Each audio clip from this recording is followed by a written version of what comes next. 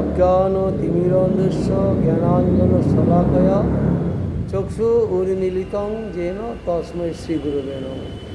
বাঞ্ছাকল্পতরুভ্যশ্চ কৃপা সিন্ধুভ্যেব চ পতিতানাং পাবনেভ্যো বৈষ্ণবেভ্যো নমঃ।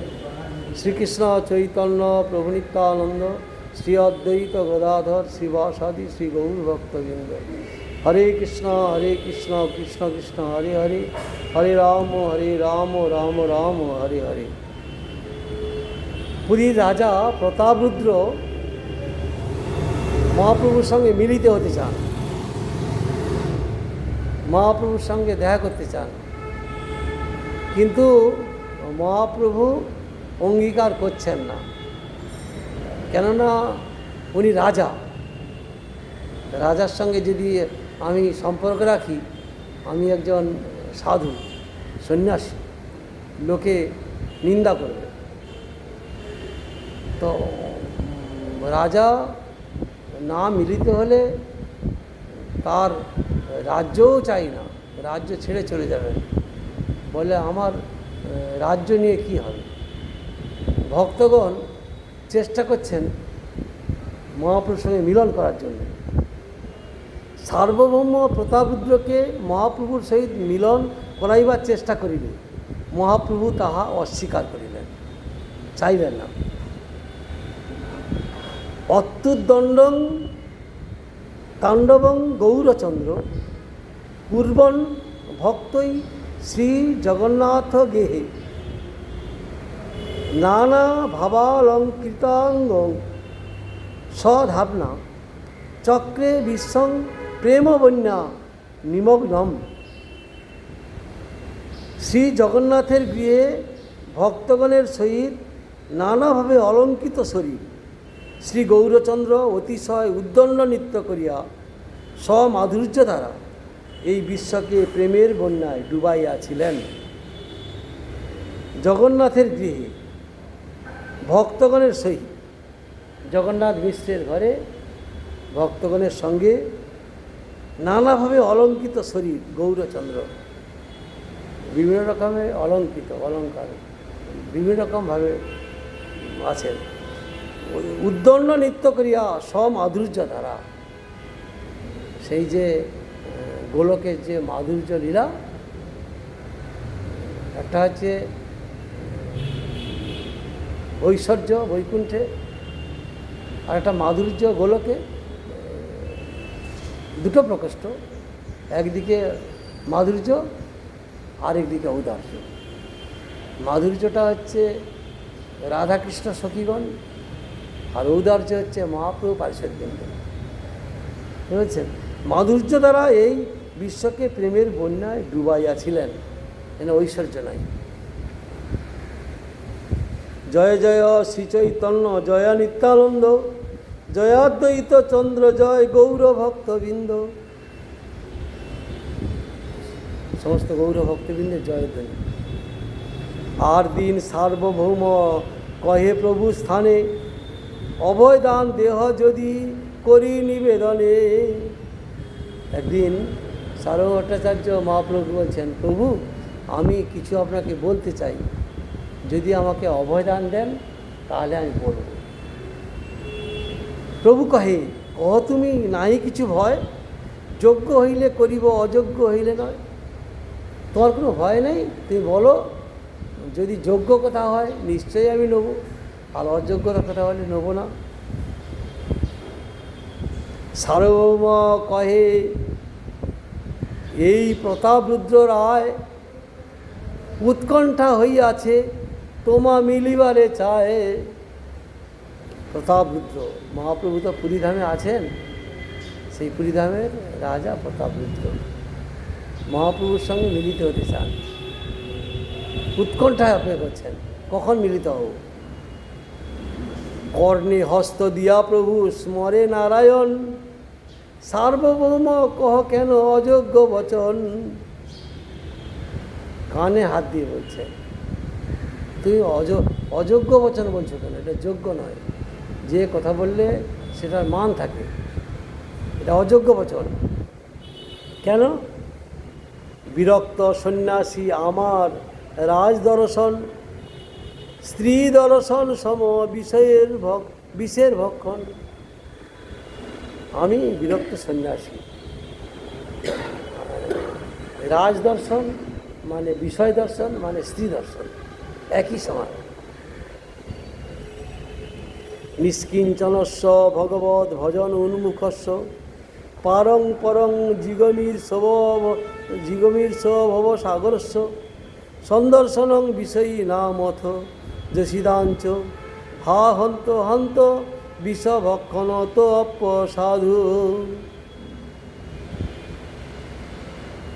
শ্রীচৈতন্যদেব খেদের সহিত কহিলেন, হায়, ভবসাগর সম্পূর্ণরূপে পার হইবার যাহাদের ইচ্ছা, এরূপ ভগবৎ ভজন উন্মুখ নিষ্কিঞ্চন ব্যক্তির পক্ষে বিষয়ী ও স্ত্রী সন্দর্শন বিষ ভক্ষণ অপেক্ষাও অসাধু। যারা সন্ন্যাসী হয়েছেন, নিষ্কিঞ্চন ব্যক্তি, সম্পূর্ণরূপে ভগবানের চরণে যাওয়ার জন্য শরণাগত হয়েছেন, তারা বিষয়ী ও স্ত্রী সন্দর্শন, বিষয়ী লোকের সঙ্গে সঙ্গ করা আর স্ত্রী দর্শন, দুটো হচ্ছে বিষ ভক্ষণ অপেক্ষা অসাধু। বিষ খেলে যে ফল তার থেকেও খারাপ, বিষয়ীকে দর্শন করা আর স্ত্রী দর্শন করা, বিষ খেলে যে ফল তার থেকেও খারাপ। যিনি নিষ্কিঞ্চন সাধু মানে যিনি সম্পূর্ণরূপে ভগবানের চরণে নিজেকে সমর্পণ করেছেন।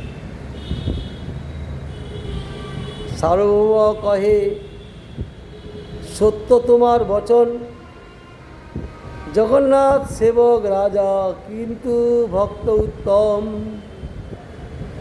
আপনি যে কথা বলেছেন ঠিক, বিষয়ী দর্শন করা যাবে না, বিষয়ী দর্শন করা যাবে না। সার্বভৌম ভট্টাচার্য বলছেন মহাপ্রভুকে এর উত্তরে যে বিষয়ী দর্শন করা যাবে না ঠিক, কিন্তু সার্বভৌম এই প্রতাপরুদ্র রাজা তো জগন্নাথের সেবক, ভক্ত, উত্তম ভক্ত। জগন্নাথের সেবা করেন কি নিম্ন শ্রেণীর, উত্তম ভক্ত, তাহলে তা আপনি ভক্তের সঙ্গে মিলিত হবেন। প্রভু কহে, তথাপি রাজা কাল সর্পাকার, কাষ্ঠ নারী স্পর্শে জয়ছে উপজয় বিকার। মহাপ্রভু বলছেন সার্বভৌম, যদিবা তুমি বলছো ভক্ত, তথাপি কাল সর্প আকার, কাল সর্প।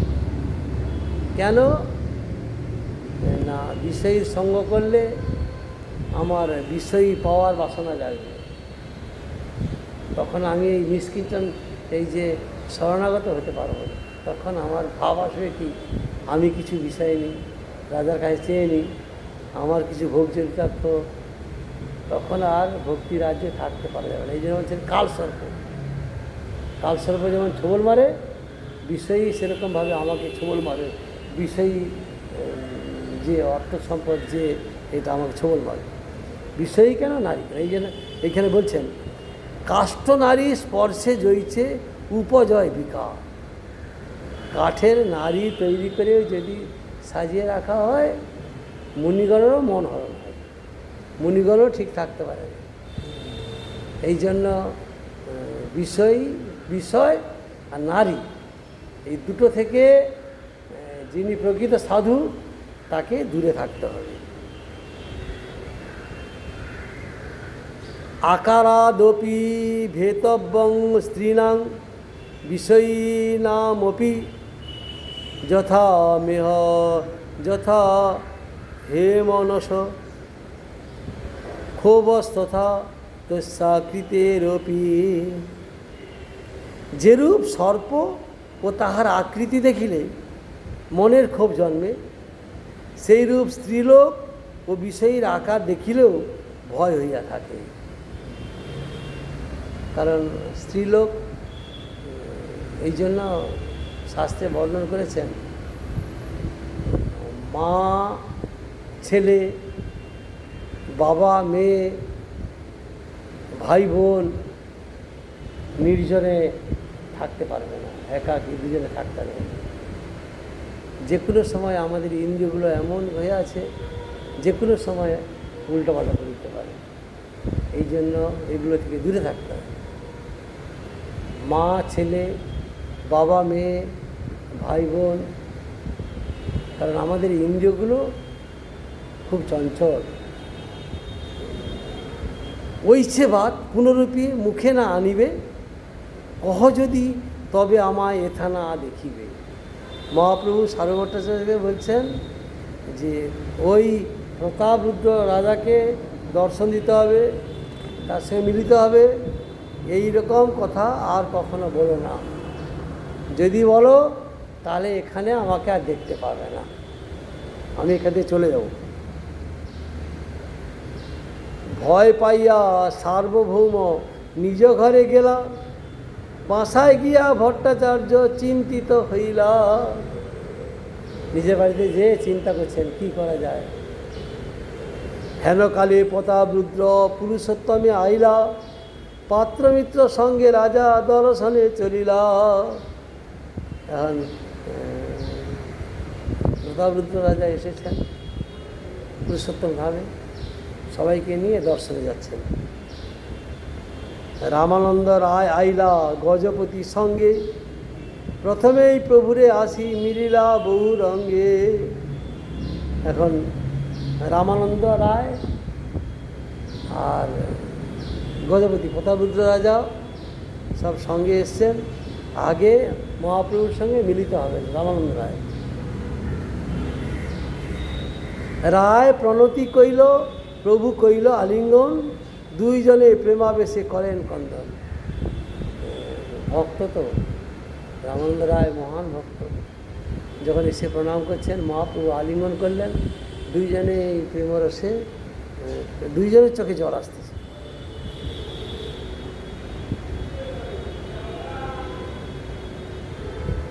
প্রেমাবেশে করেন কন্দন, আনন্দ অশ্রু বসে। রায় সঙ্গে প্রভুর দেখি স্নেহ ব্যবহার, সর্বভক্তগণের মনে হইল চমৎকার। মহাপ্রভুর সঙ্গে রামানন্দ রায়ের খুব আনন্দ চলছে, আনন্দশ্রু বর্ষণ হচ্ছে, সব ভক্তগণ আনন্দিত হচ্ছে।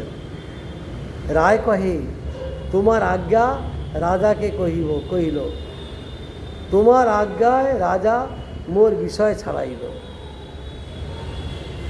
রায় কহে তোমার আজ্ঞা রাজাকে কহিল, তোমার আজ্ঞায় রাজা মোর বিষয় ছাড়াইল। যখন রামানন্দ রায় দক্ষিণ ভারতে সেই কবুরের গভর্নমেন্ট ছিলেন, যখন মহাপ্রভু গেলেন দক্ষিণ ভারতে, রামানন্দ রায়ের সঙ্গে অনেক কথোপকথন হলো, অনেক ভগবত কথা আলোচনা হলো। তারপরে বললেন তুমি পুরীতে এসো, আমরা ওইখানে থেকে ভাগবত কথা আলোচনা করব। সেই জন্য রামানন্দ রায় যখন এসেছেন, কী করে আসবেন, আগে প্রতাপরুদ্রকে বলতে হয়েছে যে মহাপ্রভু পুরীতে রাখছেন, তাহলে আমি এই গভর্নর পদ এখানে ছেড়ে পুরীতে যাব। প্রতাপরুদ্র রায় রাজি হয়েছেন, বলে ঠিক আছে তাই আসো, তবেই আমি আসতে পেরেছি তোমার কাছে। আর তোমার আজ্ঞায় রাজা মোর বিষয় ছাড়াইল। আমি তো বিষয়ে ডুবেছিলাম, সেখানে গভর্নর ছিলাম, মানে টাকা পয়সা ধনদৌলত ছিল। এখন তোমার কাছে আসছি, আমার বিষয় নাই। আমি কহি আমা হইতে না হয় বিষয়, চৈতন্য চরণে রহ যদি আজ্ঞা হয়। চৈতন্য চরণে আমি থাকবো, এটা যদি আজ্ঞা করেন। তোমার নাম শুনি রাজা আনন্দিত হইল, আসন হইতে উঠি মোরে আলিঙ্গন করিল।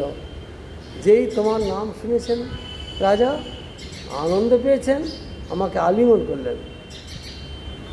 তোমার নাম শুনি হইলা মহাপ্রেমাবেশ, মোর হাতে ধরি করে প্রীতি বিশেষ। প্রেমে আমার হাতে ধরে বলছেন, তোমার যে বর্তন তুমি খাও সেই বর্তন, নিশ্চিন্তি হইয়া ভজ চৈতন্যের চরণ।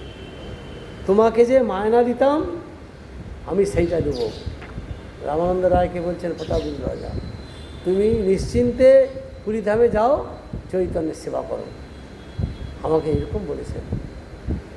তাহলে প্রতাপরুদ্র রাজা রামানন্দ রায়কে সেই দক্ষিণ ভারতে যে কবুরে কার্য করতেন সেটাকে বন্ধ করে দিলেন, আবার সেই মায়না দিচ্ছেন তুমি খাও আর চৈতন্যের সেবা করো, ভগবানের সেবা করো। কত বড় অধিকার দিলেন। আমি ছাড় যোগ্য নহি তার দর্শনে, তারে যেই ভজে তার সফল জীবনে। আমি ছাড়, আমি সামান্য ব্যক্তি, আমার সেই মহান ব্যক্তি মহাপ্রভুকে দর্শন করার যোগ্য হয় না, আমার জীবন বৃথা। হ্যাঁ, তারে যেই ভজে তার সফল জীবন, তাকে যে ভজন করবে সেবা করবে তার জীবন সফল। পরম কৃপালু তেহ ব্রজেন্দ্রনন্দন, কোনো জন্মে মরে অবশ্য দিবেন দর্শন। পরম কৃপালু, তিনি কৃপা করেন সবাইকে। আর ব্রজের নন্দমারের ছেলেই তিনি ছিলেন। কোনো জন্মে যদি আমার ভাগ্যে থাকে নিশ্চয়ই আমাকে কৃপা করবেন। দৈন প্রতাপরুদ্র রাজা দৈন সহকারে রামানন্দ রায়কে বলছেন, যে তাহার প্রেম আরতি দেখিনু তোমাতে, তার এক প্রেমলেশ নাহিক আমাতে। তোমাকে দেখলাম, তোমার যে তার প্রতি প্রেমের আরতি, তার প্রতি যে ভালোবাসা আমার একটুখানি যদি থাকতো, আমার একদম নেই। প্রভু কহে, তুমি কৃষ্ণ ভকত প্রধান, তোমাকে যে প্রীতি করে সেই ভাগ্যবান। তাহলে এই কথাগুলো রামানন্দ রায় মহাপ্রভুকে বলছেন যে রাজা এইরকম আমাকে বলেছেন যে তুমি চাকরি ছেড়ে চৈতন্যের সেবা করো পুরীতে, তোমাকে তোমার যা বর্তন যা মায়না তাই দেওয়া হবে। মহাপ্রভু এগুলো শুনে বলছেন, তুমি কৃষ্ণ ভক্ত প্রধান, রায় রামানন্দ তুমি কৃষ্ণ ভক্ত, তোমাকে যে প্রীতি করে সেই ভাগ্যবান। ভগবানের ভক্তকে যে প্রীতি করে ভালোবাসে সেই ভাগ্যবান, কারণ ভগবানকে সরাসরি পাওয়া যাবে না। ভগবানের ভক্তের চরণে আশ্রয় নিলে, শরণাগত হলে তিনি যদি কৃপা করেন তবেই ভগবানকে লাভ করা যাবে, না হলে লাভ করা যাবে না। তা তোমাকে যে প্রীতি করে তুমি তো ভগবানের ভক্ত, সেই ভাগ্যবান। তাহলে প্রতাপরুদ্র ভাগ্যবান কেন? তোমাকে তোমার সঙ্গ পাচ্ছে। তোমাতে যে এত প্রীতি হইল রাজার, এই গুণে কৃষ্ণ তারে করিবে অঙ্গীকার। ভক্ত চরণ আশ্রয় নিলে, ভক্ত সঙ্গ নিলে অবশ্যই ভগবান কৃপা করবে। সাধুসঙ্গ সাধুসঙ্গ সর্বলোকে কয়, লবমাত্র সাধুসঙ্গ সর্বশীঘ্র। সাধুসঙ্গ এমন জিনিস। তাহলে তুমি রামানন্দ রায়ের সঙ্গ করছো, রামানন্দ রায় তোমাকে আশীর্বাদ করবে অবশ্যই। রামানন্দ রায় প্রতাপরুদ্র রাজার সঙ্গ করছেন। কথাটা কেমনভাবে বললাম না, প্রতাপরুদ্র রাজা রামানন্দকে মহান সাধু বলে জ্ঞান করেন, তাকে ভালোবাসেন, শ্রদ্ধা করেন। তাহলে তোমাকে সঙ্গ, তোমার প্রতি শ্রদ্ধা আছে রাজার, প্রতাপরুদ্রের, অবশ্যই ভগবান কোনোদিন না কোনোদিন তাকে কৃপা করবেন। তোমাতে যে এত প্রীতি হইল রাজার, এই গুণে কৃষ্ণ তারে করিবে অঙ্গীকার। তাহলে রাজাকে একদিন কৃষ্ণ অঙ্গীকার করবেন। যে মে ভক্ত জনা পার্থ, ন মে ভক্তাশ্চ তে জনাঃ, মদ্ভক্তানাঞ্চ যে ভক্তাস্তে মে ভক্ত তমামতা। হে পার্থ, যাহারা কেবল আমারই ভক্ত তাহারা বস্তুত আমার ভক্ত নয়, কিন্তু যাহারা আমার ভক্তের ভক্ত তাহাদিগকেই আমার উত্তম ভক্ত বলিয়া জানি। আমার ভক্ত ভক্ত কিন্তু সাধারণ ভক্ত, কিন্তু আমার ভক্তের ভক্ত উত্তম ভক্ত, কারণ ভক্তের মাধ্যমে আমি গ্রহণ করি সব কিছু। এই জন্য বৈষ্ণবের আবেদনে কৃষ্ণ দয়াময়, এহেন পামর প্রতি হবে না সদয়। যখনই সাধুগুরু বৈষ্ণবগণ ভগবানের চরণে আমাকে নিবেদন করতেছেন,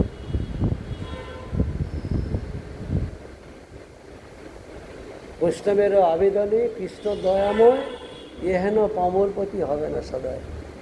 বৈষ্ণব যখন আবেদন করতেছেন, প্রভু ইনি আমাদেরই লোক, একে একটু কৃপা করবেন, তখন ভগবান কৃপা, বৈষ্ণবের কথায় ভগবান কৃপা করবেন। বৈষ্ণবের হচ্ছে মূল বৈষ্ণবগণ। এই জন্য বলছেন আমার ভক্ত সে ভক্ত নয় সাধারণ ভক্ত, কিন্তু আমাদের ভক্তের ভক্ত সে উত্তম ভক্ত। আদর পরিচর্যায়াং সর্বাঙ্গৈরভিবন্দনম, মদ্ভক্ত পূজ্য পূজাভ্যধিক, সর্বভূতেষু মন্মতি।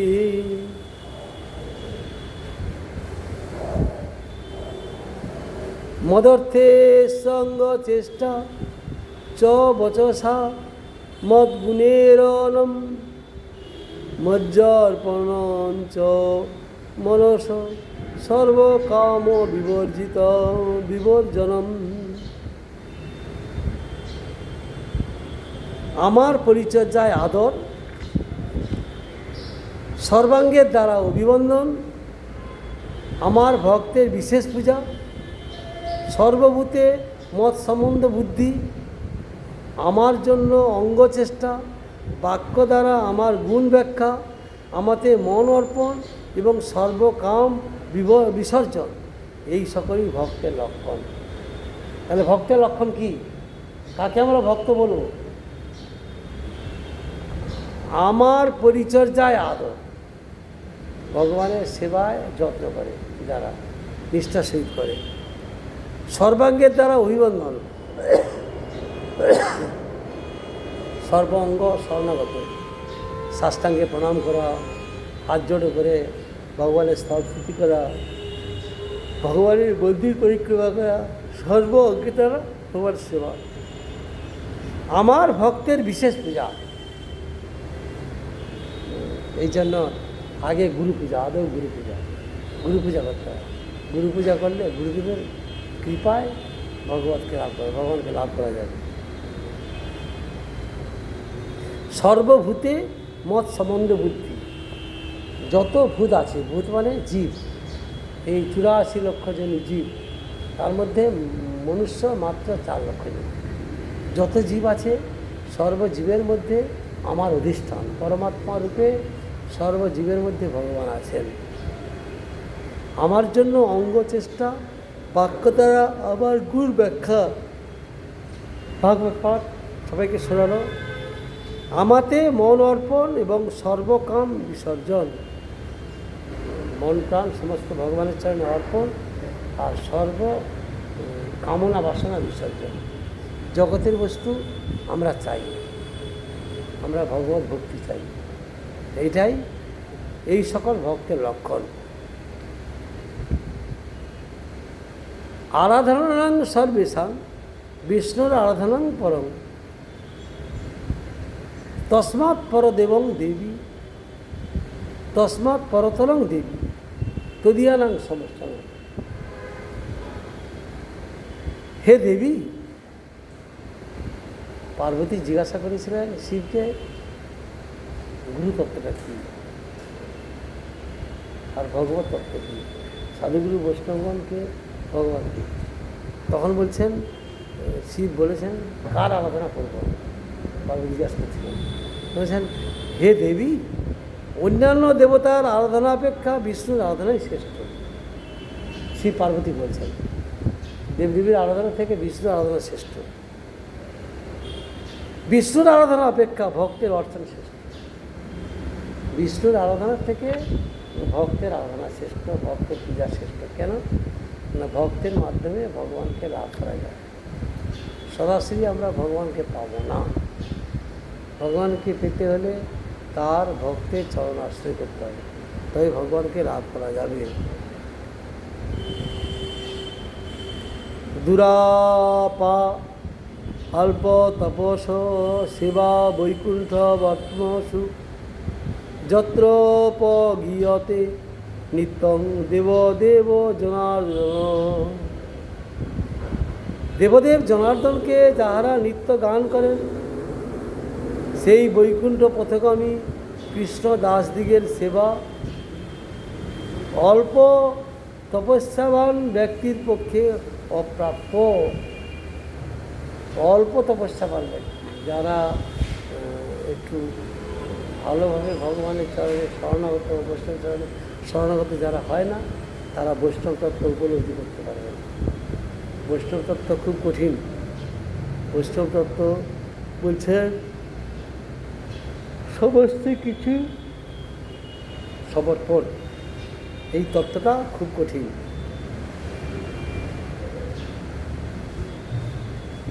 মহাপ্রভু এই এতগুলো কথা বললেন রায়ের মন্ডল। তুমি প্রিয় ভক্ত, যার জন্য তোমার সঙ্গে মিলিত হয়েছেন প্রতাপরূপ রাজা, নিশ্চয়ই তার কল্যাণ হবে, নিশ্চয়ই ভগবান তাকে কৃপা করবেন। কারণ আমার থেকে আমার ভক্ত বড়, ভক্তের মাধ্যমে আমি সমস্ত কিছু গ্রহণ করি। এবারে কী হবে কালকে আমরা আবার আলোচনা করব। বাঞ্ছা করবো তরুবাস কৃপা সিন্ধু ভয়বচ পতিতানাং পাবনেভ্যো বৈষ্ণবেভ্যো নমঃ।